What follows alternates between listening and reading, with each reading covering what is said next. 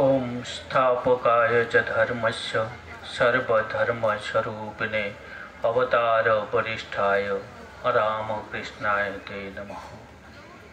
आमी प्रथमे ठाकुर मा एवं स्वामीजी के प्रणाम जानाई, श्रद्धा जानाई मंचे उपविष्ट अध्यापक ब्रह्ममय नंद महाशय के, श्रद्धा जानाई श्रीमयी कुसुम भट्टाचार्य महाशय के, श्रद्धा जानाई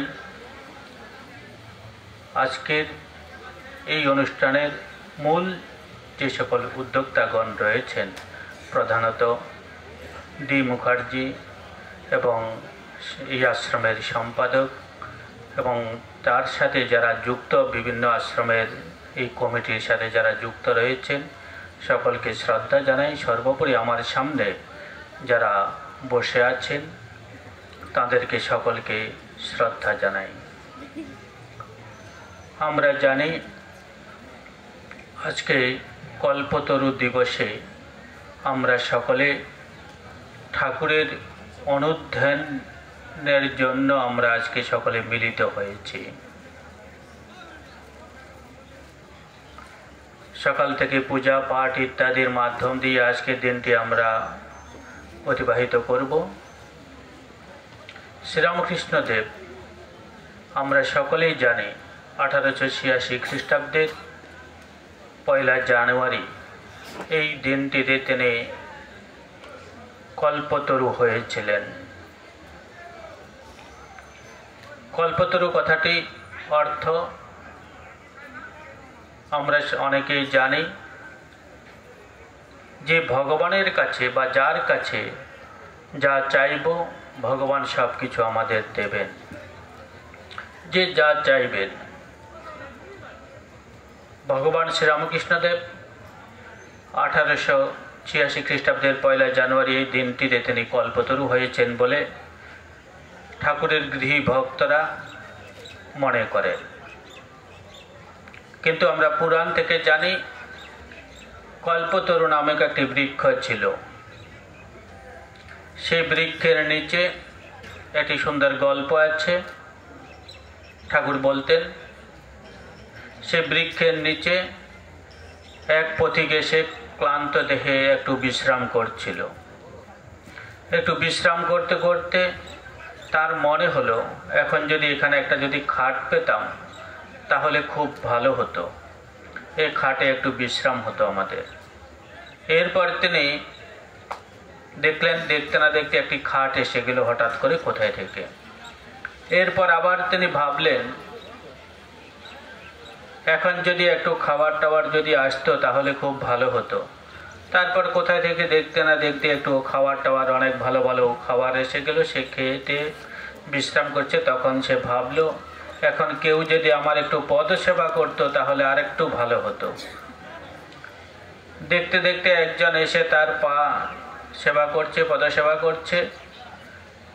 তখন তার মনে একটা ভয় এলো, ঠিক এই সময় যদি হঠাৎ করে যদি বাঘ এসে যায় তাহলে কি হবে এই জঙ্গলে, আমি একা আছি।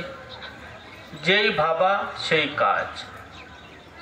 একটি বিশাল বাঘ ওই সময় এসে তাকে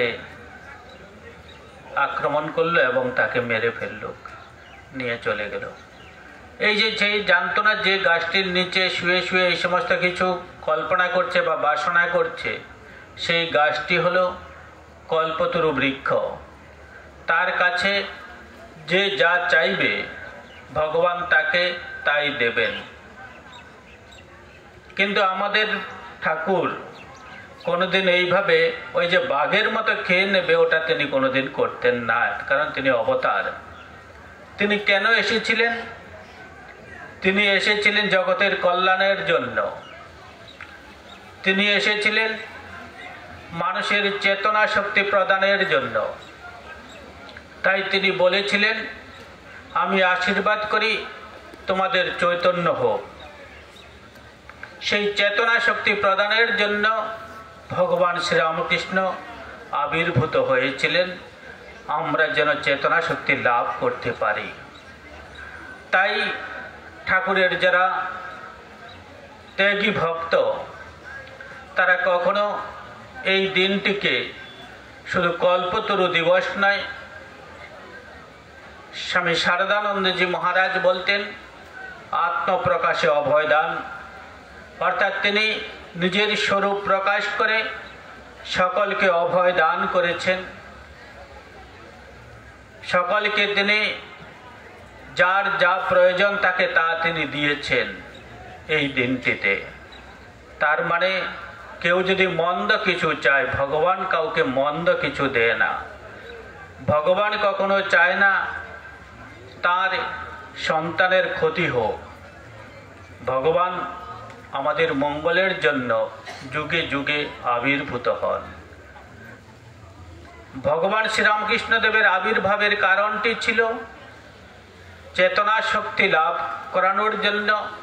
আমরা যেন চেতনা শক্তি ফিরে পাই, তার জন্য তার আবির্ভাবের প্রয়োজন ছিল।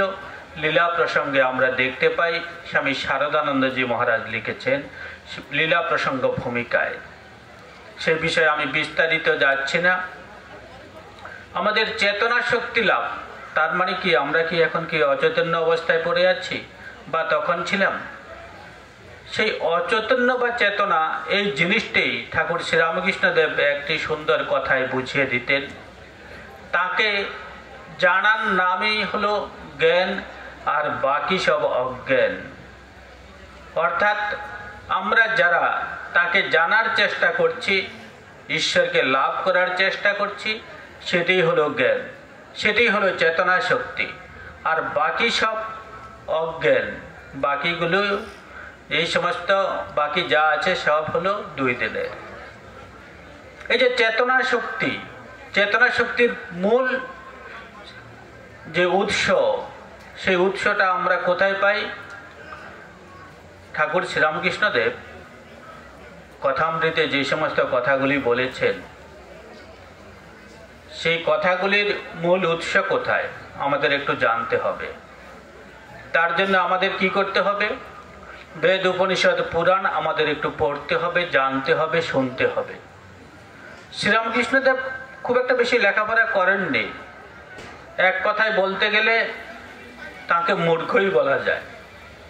কিন্তু তার যে সমস্ত উক্তি সেগুলি ছিল আমাদের বেদ, উপনিষদ, পুরাণ ইত্যাদির মধ্যে রয়েছে। তিনি সংক্ষেপে কয়েকটি সূত্র আমাদের কাছে তিনি রেখে গেছেন। সেই সূত্র এত সুন্দরভাবে তিনি রেখে গেছেন, সেই সূত্রগুলি ব্যাখ্যা করার জন্য শঙ্করাচার্য কি করলেন? মহর্ষি বেদব্যাস যা রচনা করেছেন তার ভাষ্য রচনা করেছেন শঙ্করাচার্য সব উপনিষদের। ঠিক তেমনি ঠাকুর শ্রীরামকৃষ্ণদেব কয়েকটি সূত্র, কয়েকটি কথা আমাদের সামনে রেখে গেছেন। তিনি চেতনা শক্তি প্রদানের জন্য এসেছিলেন। ছোট্ট একটা কথা, সে তার ব্যাখ্যা আমরা যদি করি, স্বামী বিবেকানন্দ সেই তার ব্যাখ্যাটা তিনি আমাদের সামনে করেছেন। শুধু তাই নয়, প্রতিটা জায়গায় আমরা যদি দেখি শ্রীরামকৃষ্ণদেবকে জানতে গেলে, তাকে বুঝতে গেলে আমাদের আরো ১৫০০ বছর অপেক্ষা করতে হবে, রোমারোলা বলেছেন। তাও আমাদের আরো সহজ করে দিয়ে গেছেন স্বামী বিবেকানন্দ। তিনি তার বাণী ও রচনায় আমরা দেখি খুব সুন্দরভাবে তার কথাগুলি এত সুন্দরভাবে প্রকাশ করেছেন। আমরা যেই কথা দিয়ে শুরু করেছিলাম, শ্রীরামকৃষ্ণদেব এসেছিলেন চেতনা দানের জন্য, আমাদের যেন চেতনা শক্তি ফিরে পাই। এই চেতনা শক্তি কোথায় রয়েছে? শ্রী শ্রী চণ্ডীতে রয়েছে। চণ্ডীতে আমরা দেখতে পাই, সেখানে লেখা আছে ইয়া দেবী সর্বভূতেষু চেতনত্ব বিধীয়তে, নমস্তস্যৈ নমস্তস্যৈ নমস্তস্যৈ নমো নমঃ। এই চেতনা ইতি অভিধীয়তে, মা আমাদের এই চেতনা প্রদান করার জন্য, তিনি চেতনা শক্তি প্রদানের জন্য তিনি আমাদের এসেছিলেন। মা আমাদের বলছেন প্রত্যেক জীবের মধ্যে চেতনা শক্তি প্রদান করেন, তার জন্য মাকে, যে মা চণ্ডী মা আমাদের চেতনা শক্তি প্রদান করেন, তাকে আমরা প্রণাম জানাই, তাকে প্রণাম জানাই। 3 বার বলা হচ্ছে। এই যে মা আমাদের মধ্যে চেতনা শক্তি প্রদান করেন, এই যে বলছিলাম তাকে জানার নামে জ্ঞান, বাকি সব অজ্ঞান। ছোট্ট একটা কথা, আমাদের মনুষ্য জীবনের মূল উদ্দেশ্য কি? শ্রীরামকৃষ্ণদেব বলছেন ঈশ্বর লাভ। এখন ঈশ্বর লাভ বললে আমাদের অনেকের আবার ভয় লেগে যাবে, আরে ঈশ্বর লাভ নেই তো সেই তো মুক্ত হয়ে যাব বাবা, দরকার নেই, আগে আমার নাতিটা বিয়ে হোক, আমার ছেলে একটু বড় হোক, আরেকটু এখনো ছোট আছে, তারপর ঈশ্বর লাভটা হবে। তো যাই হোক, শ্রীরামকৃষ্ণদেব আমাদের মূল আলটিমেট গোল, মুখ্য উদ্দেশ্য কি শ্রীরামকৃষ্ণদেব বলেছেন? এই চেতনা শক্তি লাভ। আমরা ওটা পুরাণে দেখতে পাই। এই চেতনা শক্তি আমাদের ফিরে পাওয়ার জন্য আমরা শ্রীরামকৃষ্ণদেবের কাছে যাই। আজকের এই দিনে ভগবান শ্রীরামকৃষ্ণদেব তিনি আমাদের চেতনা শক্তি যাতে লাভ হয় তার জন্য তিনি আমাদের সামনে নিজের আত্মপ্রকাশ করেছেন। স্বামী শারদানন্দজি মহারাজ বলছিলেন, সেই চেতনা শক্তি ফিরে পাওয়া মানে কি? আমাদের পূর্ণত্ব লাভ। আমরা কি তাহলে অপূর্ণ রয়েছি? আমাদের উপনিষদ তাই বলে, পূর্ণমদ পূর্ণমিদং পূর্ণাৎ পূর্ণমদস্যতে। সে আমরা পূর্ণ ছিলাম, আমরা কখনো আমরা অংশ নয়, আমরা পূর্ণ ছিলাম। পূর্ণ থেকে আমরা পূর্ণতেই ফিরে যাব, অংশতে আমরা কোনোদিন যাব না। আমরা পূর্ণ আছি, পূর্ণতেই আমাদের গন্তব্য। কিন্তু আমরা মাঝে আমরা কি হই? অংশ খণ্ড খণ্ড বিভক্ত হয়ে পড়ি। কিভাবে? ভগবান বিষ্ণু থেকে বা ভগবান থেকে, আমাদের নারায়ণ থেকে যদি সৃষ্টি, তিনি আমাদের সেই ভগবান বিষ্ণুর আত্মা আমাদের প্রত্যেকের মধ্যে রয়েছে, সেই পরমাত্মা আমরা যাকে বলি, তাহলে আমরা প্রত্যেকের মধ্যে সেই বিষ্ণুর পরমাত্মা, সেই পরমাত্মা নিয়ে আমরা জন্মগ্রহণ করেছি। কিন্তু জন্মের পর স্বামী বিবেকানন্দ বলছেন কি? কর্মই আমাদের বন্ধনের মূল কারণ। আমরা বর্তমানে যা রয়েছি, স্বামীজি বলছেন, তা আমাদের পূর্ব জন্মের কর্মের ফল। আমরা এখন যা রয়েছি, যা করছি, পূর্ব জন্মে যা করেছি, বা এরপরে আমরা কি করব তা এখন যা করছি তার উপর নির্ভর করছে। অর্থাৎ আমরা এই যে এক থেকে এসে আমরা বহুতে বিভক্ত হয়ে যাচ্ছি। কিভাবে? কেউ আমরা মনে করছি কেউ ধনী, কেউ দরিদ্র, কেউ গরিব, কেউ লম্বা, কেউ বেটে, কেউ কালো, কেউ ফর্সা, ইত্যাদি নানাভাবে নানা রূপে আমরা একই মানুষকে, সেই ভগবান বিষ্ণুর সেই পরমাত্মাকে আমরা নানাভাবে নানা রূপে মানুষের মধ্যে আমরা দেখছি। ওইভাবে মানুষকে আমরা সমাজে মূল্য দিয়ে থাকি। সুতরাং সেই এক থেকে আমরা বহুতে পরিণত করে ফেলছি। কিন্তু আমাদের মূল উদ্দেশ্য হলো কি? পূর্ণত্ব লাভ, পূর্ণ ফিরে যাওয়া। সুতরাং আমরা পূর্ণ ছিলাম, পূর্ণ থেকে আমরা বহুতে পরিণত হয়েছি, সেই বহু থেকে আমরা আবার পূর্ণতে যেতে হবে। এখন আমরা যতই নিজেদের মধ্যে জাতি, ধর্ম, বর্ণ ইত্যাদি নিয়ে মারামারি, কাটাকাটি, হানাহানি করি না কেন, আমাদের মূল গন্তব্য এই পূর্ণত্ব লাভ। পূর্ণ থেকে এসে পূর্ণতেই ফিরে যেতে হবে আমাদের। তাই মহাত্মা গান্ধী বলছেন, শ্রীরামকৃষ্ণদেবের জীবনী আমরা যদি পড়ি তাহলে আমরা দেখতে পারব, তিনি বলছেন ঈশ্বরই সত্য আর বাকি সব অনিত্য মায়া। মহাত্মা গান্ধী বলছেন এই ঈশ্বরই একমাত্র সত্য বস্তু, সেই সত্যে ফিরে যেতে হবে। আর বাকি সব আমরা যা দেখছি তা মায়া, দুই দিনের রঙ্গমঞ্চ। এই দুদিনের রঙ্গমঞ্চের লীলা শেষ হলো, তখন আবার আরেকটা জগতে আমাদের ফিরে যেতে হবে। তো সুতরাং আমাদের মূল সত্যের দিকে, মূল সত্য কি? পূর্ণত্ব লাভ, পূর্ণতার দিকে। সেই পূর্ণতা কিভাবে? না, ঈশ্বর লাভ। সে আলটিমেট গোল কিন্তু আমাদের সেই ঈশ্বর লাভের দিকে আমাদের যেতে হবে। আমরা যেখানেই থাকি না কেন, আমরা যতভাবে কর্ম করি, যা করি, সব কিছুর আমাদের মূল লক্ষ্য সেই ঈশ্বর লাভ, সেই চেতনা শক্তি লাভ। সেই চেতনা শক্তি আমরা যদি লাভ করে ফেলি, তখন আমাদের মধ্যে, আমরা অদ্বৈত বেদান্তের ভাষায় তখন বলতে পারি, তখন আমরা সকলের মধ্যে আমরা এক দেখতে পাবো।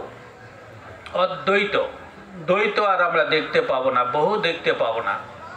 সকলের মধ্যে তখন আমরা এক দেখতে পাবো।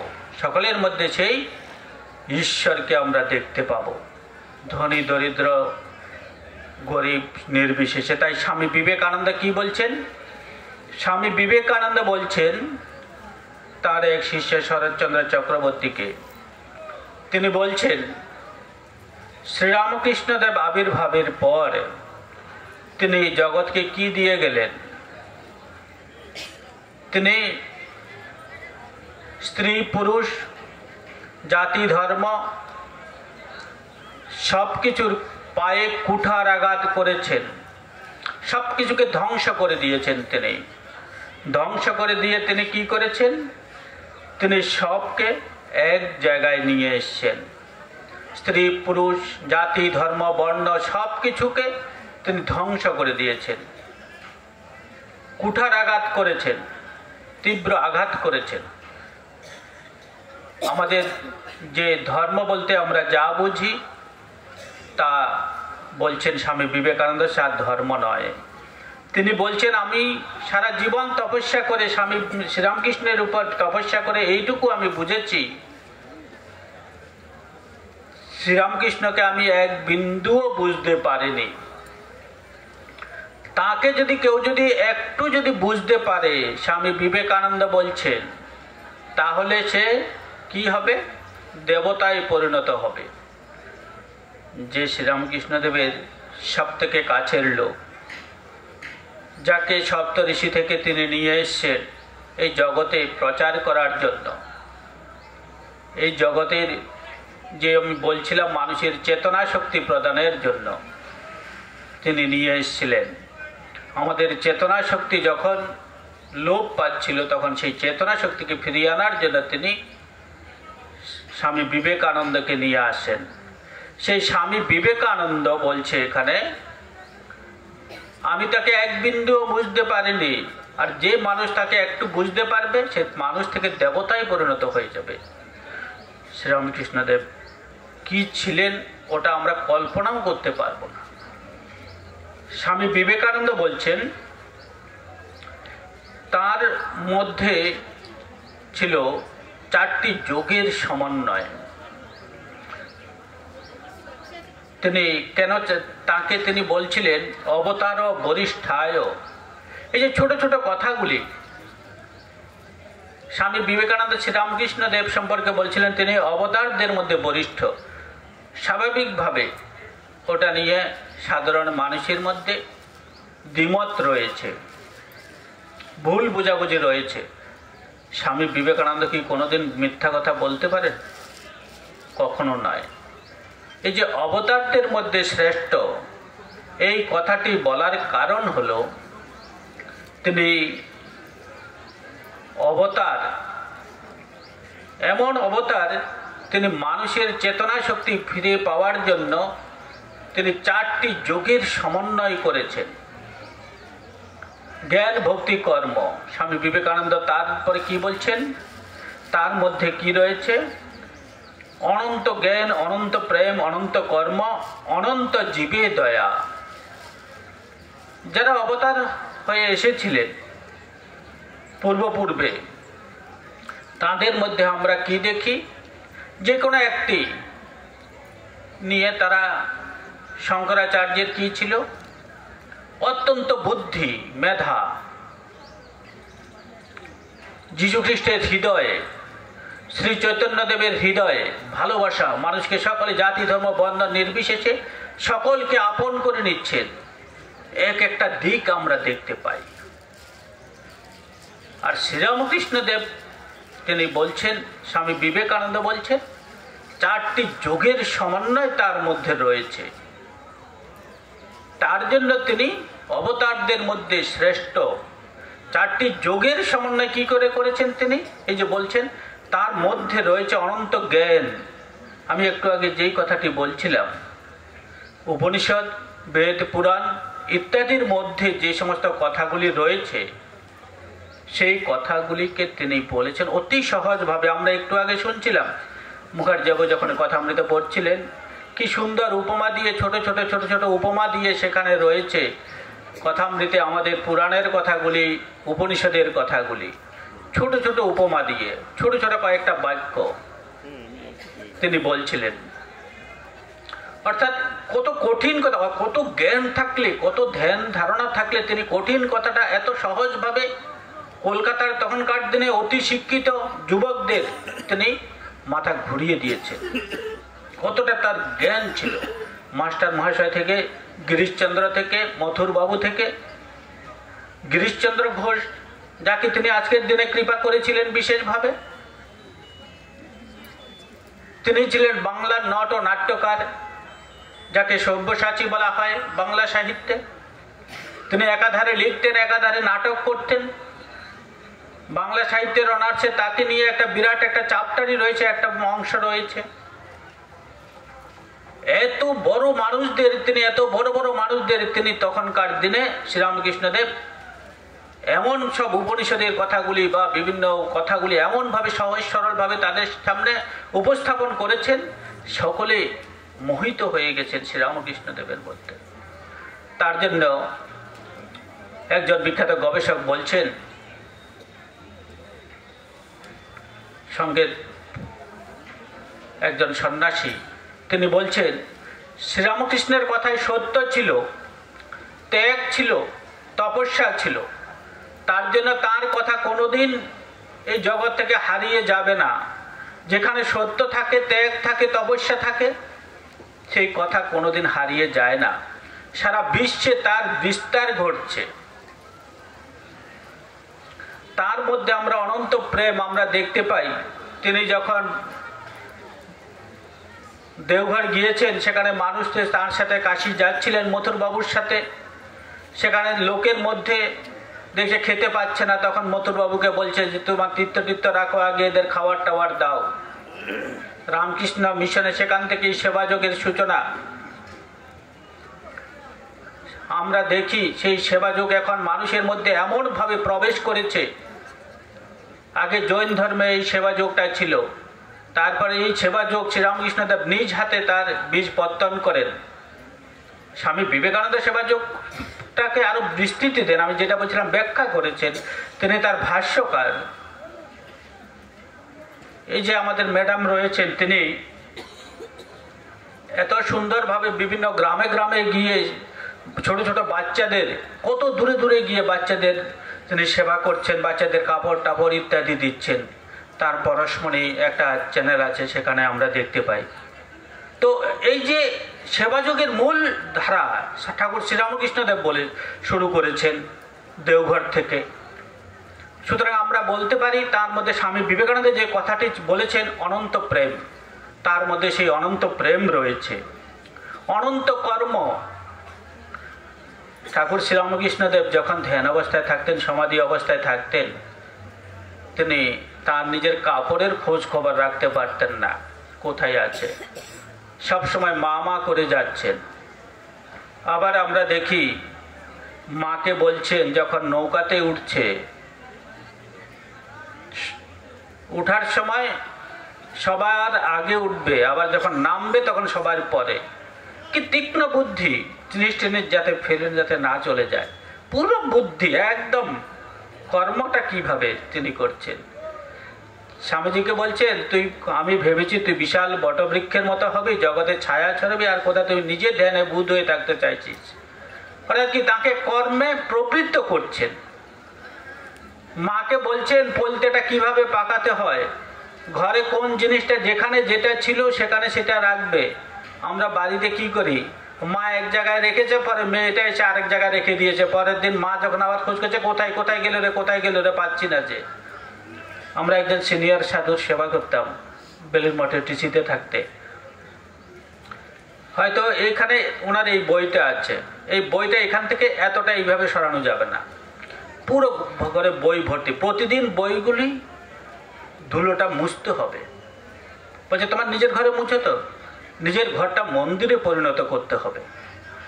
একটু এই প্রতিটা মোছার পর এত বই, এত ইয়েগুলো মোছার পরে সাধুদের ঘরে কি থাকে, শুধু মেনলি তো বই। তো বইটা এমন করে মোছার পরে আবার ঠিক ওই জায়গায় 1 ইঞ্চি এদিক ওদিক হলে বলবেন না এটা এমন নয়, এমন জায়গায় থাকবে। এটা কে শিখিয়েছেন আমাদের? ঠাকুর শ্রীরামকৃষ্ণদেব। বলছেন পলতেটা কিভাবে বানাতে হয়, প্রত্যেকটা খুঁটিনাটি প্রত্যেকটা জিনিস তিনি ঠাকুর শ্রীরামকৃষ্ণদেব আমাদের এই অনন্ত কর্ম কিভাবে কাজ করতে হয় নিখুঁতভাবে। তিনি যখন ছবি আঁকতেন নিখুঁতভাবে, নাটক করতেন নিখুঁতভাবে, সে নিখুঁতভাবে কিভাবে কাজ করতে হয় তার কাছ থেকে আমরা জানতে পারি।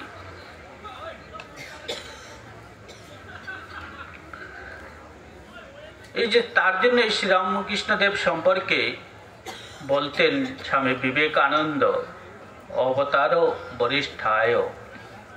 আমরা একটু আগে যেই কারণে বলছিলাম, এক একটা অবতারের কাছে আমরা এক একটা গুণ পেয়ে এসছি, কারো মেধা, কারো ভালোবাসা, কারো কর্ম ইত্যাদি। কিন্তু শ্রীরামকৃষ্ণদেব এমন একজন মহাপুরুষ ছিলেন, তার মধ্যে 4টি যোগের সমন্বয় রয়েছে।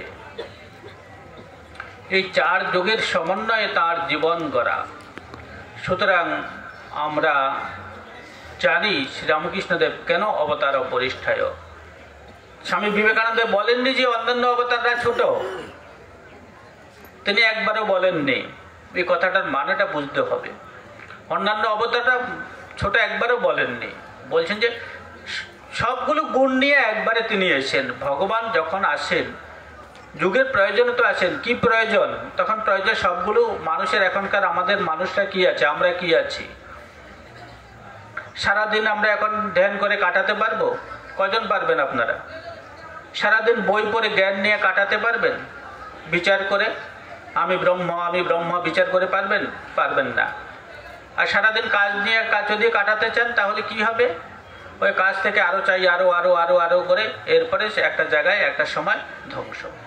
তো এইগুলি করে আমরা কাটাতে পারবো না। তার জন্য স্বামী বিবেকানন্দ শ্রীরামকৃষ্ণদেব বলছেন যে এই যে 4টি যোগের সমন্বয় নিয়ে এখন প্রয়োজন ছিল বলে তিনি নিয়েছিলেন। তার জন্য স্বামী বিবেকানন্দ বলছেন তিনি অবতার ও বরিষ্ঠায়। আমার সমস্যা না, হ্যাঁ আচ্ছা। শ্রীরামকৃষ্ণদেব খুব ছোট ছোট কয়েকটি কথা বলতেন। তিনি বলতেন মাতুয়ার বুদ্ধি। তিনি বলতেন খালি পেটে ধর্ম হয় না। এই ছোট ছোট কয়েকটা সূত্র আমাদের দিয়ে গেছেন। আপনারা যখন গীতা পড়েন, উপনিষদ পড়েন, তার মধ্যে শুধু শ্লোকগুলি রয়েছে, কোনো ব্যাখ্যা নেই। এরপরে ঠিক তেমনি আমাদের কথামৃতে এমন ছোট ছোট কতগুলি শব্দ রয়েছে। এই যে মাতুয়ার বুদ্ধি কি, আমাদের এখন শ্রীরামকৃষ্ণদেব বলছেন আমাদের লোকদের কি মাতুয়ার বুদ্ধি। মাতুয়ার বুদ্ধি মানে কি? তিনি আমার ধর্ম ঠিক, অন্যের ধর্ম ভুল। আমার যে বিশ্বাস, আমার বিশ্বাসই ঠিক, অন্যের বিশ্বাস ভুল। এটি হলো আমাদের জগতের সব থেকে বড় ক্ষতিকারক দিক। এই শ্রীরামকৃষ্ণদেব তাই বলছেন এই মাতুয়ার বুদ্ধি কোনোদিন করবে না। এই যে যদি আমরা যদি আমার ধর্ম ঠিক, শ্রীরামকৃষ্ণদেব কোথায়ও বলেননি বা কোনো অবতার কোনোদিন বলেননি আমার ধর্ম ঠিক, অন্যের ধর্ম ভুল, অন্যের মত ভুল। এই যে মাতুয়ার বুদ্ধি ত্যাগের জন্য শ্রীরামকৃষ্ণদেব বলতেন। শ্রীরামকৃষ্ণদেব বলেছেন একটা ছোট্ট একটা সূত্র দিয়ে গেছেন, এত সুন্দর ভাবুন। খালি পেটে ধর্ম হয় না।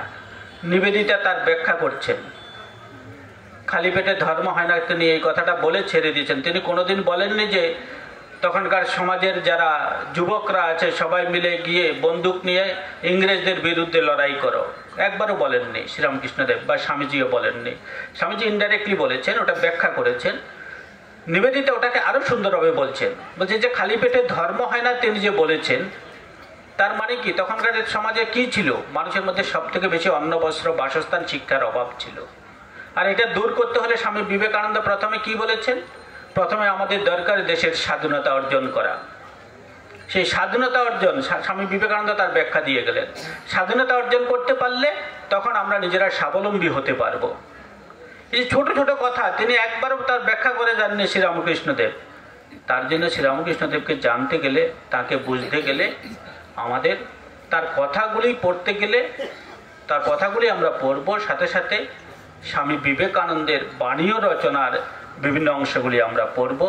তাহলে আমরা দেখব, বিশেষত ভারতে বিবেকানন্দ, স্বামীজির কর্মযোগ, জ্ঞানযোগ, এইগুলি আমরা তখন তাহলে বুঝতে পারব আমাদের চেতনা শক্তি কিভাবে অর্জন করতে পারি।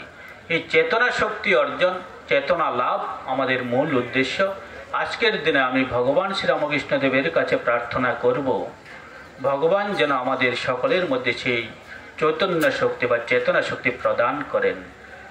ওম শান্তি শান্তি শান্তি, হরি ওম তৎসৎ।